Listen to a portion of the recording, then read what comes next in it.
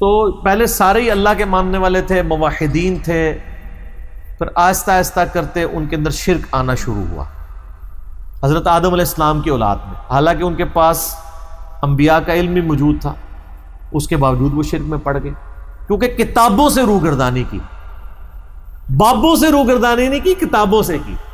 بابوں کو تو سر پہ بٹھایا نا، تو شرک کیا ہے۔ سورہ نوح کے اندر ہم پچھلی دفعہ ہم نے پڑھا تھا نا کہ پہلی دفعہ جو شرک شروع ہوا ہے وہ کیسے شروع ہوا تھا؟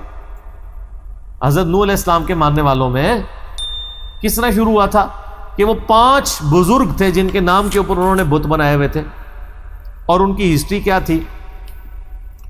وقت کا پیغمبر آ رہا ہے اور وہ پیغمبر کو چھوڑ کے بابوں کے پیچھے لگے ہوئے ہیں۔ یہ سورہ نوح کے اندر اللہ تعالیٰ فرماتا ہے کہ وہ کیا کہتے ہیں اپنے ساتھیوں کو پکا کرنے کے لیے اپنے فرسودہ عقائد کے اوپر، وہ باقاعدہ یعنی اپنے لوگوں کو پکا کرتے ہیں کہ اب تم اپنے بتوں کو نہیں چھوڑنا بلکہ ان ہستیوں کو پکڑنا ہے، ان کے نام بھی آئے ہیں، ٹھیک ہے۔ وہ کہنے لگے وَقَالُوا، یہ سورہ نوح آیت نمبر 23 اور 24، وَقَالُوا لَا تَذَرُنَّ آلِهَتَكُمْ، وہ کہنے لگے مت چھوڑنا اپنے آلہہ کو، وَلَا تَذَرُنَّ وَدًّا وَلَا سُوَاعًا وَلَا يَغُوثَ وَيَعُوقَ وَنَسْرًا، مت چھوڑنا ود کو، سواع کو، یغوث کو، یعوق کو اور نصر کو۔ یہ 5 ان کے بت تھے جو انہوں نے بنائے ہوئے تھے۔ اس میں دیکھیں ایک تو آپ کا بھی ہے یغوث، غوث، یہ یہاں بھی استعمال ہوتا ہے، مددگار مانتے ہوں گے نا وہ۔ ان کا کوئی قصور نہیں، یہ 5 نیک بندے تھے۔ اسی کے کانٹیکسٹ میں صحیح بخاری میں ایک حدیث ہے کہ حضرت ابن عباس کہتے ہیں کہ یہ جو 5 بت تھے نا، یہ 5 نیکوکار بندے تھے جن کی تصویریں انہوں نے اپنے گھروں میں اور اپنی دکانوں میں لٹکائی ہوئی ہوتی تھی، اور یہ کہتے تھے ان کے پرانے بزرگ کہ یہ ہم نے تصویریں اس لیے لٹکائی ہیں کہ ہم ان بزرگوں کو یاد کریں کہ یہ کتنے نیک تھے، تو ان کی یاد ہمیں تازہ کرے گی، پھر ہم بھی اللہ کی طرف جائیں گے۔ لیکن تھیندے کیوں نہیں تھوڑی لینگویج اس طرح کی جی کہتے نا تھیندے پہلے تصویر ٹنگی کہ نہیں جی ہم کو ان کی بات تو نہیں کر رہے، ہمیں ذرا جذبہ پیدا ہو کہ یہ بھی تو بزرگ تھے نا، تو کرتے کرتے وہ پھر ابن عباس کہتے ہیں پھر آہستہ آہستہ وہ تصویروں سے پتھر رکھے نشانی کے طور پہ، پھر بت بن کے پھر ڈائریکٹ ہی ان کو پوجنا شروع کر دیا۔ بات خدا کی نسبت سے شروع ہوئی تھی تو خدا نکل گیا باہر بزرگ کو، جیسے پیر نصیر الدین نصیر صاحب نے بھی کتاب لکھی ہے نا الجواہر التوحیدیہ فی التعلیمات الغوثیہ، شیخ عبد القادر جیلانی کی تعلیمات کی روشنی میں توحید کے موتی، اس میں وہ لکھتے ہیں کہ ہم کسی کو اونچا کرنے کے لیے اللہ کا نام اس کے ساتھ لگاتے ہیں، یہ ولی اللہ ہے، پھر کہتے ہیں آہستہ آہستہ اللہ تو ہٹ جاتا ہے، ولی رہ جاتا ہے پیچھے، جس دی وجہ سے انہوں نے اونچا کیتا ہوتا ہے اللہ تو سائڈ۔ اب دیکھیں یہ واقعی ولی کہتے ہیں، تسی ولیاں نو نہیں مانتے، ولی رہ جاتا ہے، اللہ نکل گیا بچوں۔ اس کائنات میں بڑے سے بڑے بھی کوئی ہستی ہے، اس کا احترام کس کی وجہ سے؟ اللہ کی وجہ سے۔ جامعہ ترمذی میں حدیث ہے اللہ سے محبت کرو کہ اس نے تمہیں نعمتوں سے نوازا ہے، وہ ہے سب کچھ کرنے والا۔ مجھ سے محبت کرو اس لیے کہ میں اس کا پیغمبر ہوں، اور میرے اہل بیت سے محبت کرو کہ ان کی نسبت میرے ساتھ ہے۔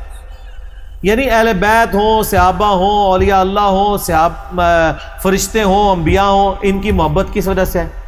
اللہ کی وجہ سے۔ اللہ ہی نکل گیا تو بزرگوں کو کیا کرنا ہے؟ چاٹنا ہے خالی۔ اور پھر بزرگوں کی تعلیمات بھی تو توحید کو اسٹیبلش کرنے کے لیے تھی نا۔ تو ابن عباس کہتے ہیں، اس بخاری کی حدیث میں آتا ہے کہ وہ پھر آہستہ آہستہ انہی کی پرستش شروع ہو گئے اور پھر بت بن گئے، اور اتنے بڑے وہ پکے بت بنے کہ وقت کا پیغمبر آگے بتا رہا ہے کہ یہ چھوڑ دو۔ وہ کہہ رہے ہیں اپنے بزرگوں کو مت چھوڑنا ود کو، سوا کو، یغوث کو، یعوق کو، نصر کو، لگے رہو۔ اور آج بھی یہی کرتے ہیں، ہم لوگوں کو کہتے ہیں کہ نبی علیہ السلام نے فرمایا، وہ کہتے ہیں نہیں نہیں نہیں نہیں، اپنے بزرگوں کو نہیں چھوڑنا آپ نے۔ سیم چیز، اس لیے میں کہتا ہوں مولوی اور بزرگوں کا فتنہ اتنا بڑا فتنہ ہے کہ پیغمبر کے مقابلے میں بھی جو فتنہ کھڑا ہوا ہے نا، وہ بھی بزرگوں کا اور علماء کا فتنہ ہے۔ یہ حضرت عیسیٰ علیہ السلام کی مخالفت کے لیے کوئی دیوبندی بریلوی اہل حدیث عوام الناس گئی تھی، انہوں نے دھرنا دیا تھا، علماء یہود نے دیا تھا نا، یروشلم میں گھسنے نہیں دیتے تھے پیغمبر کو۔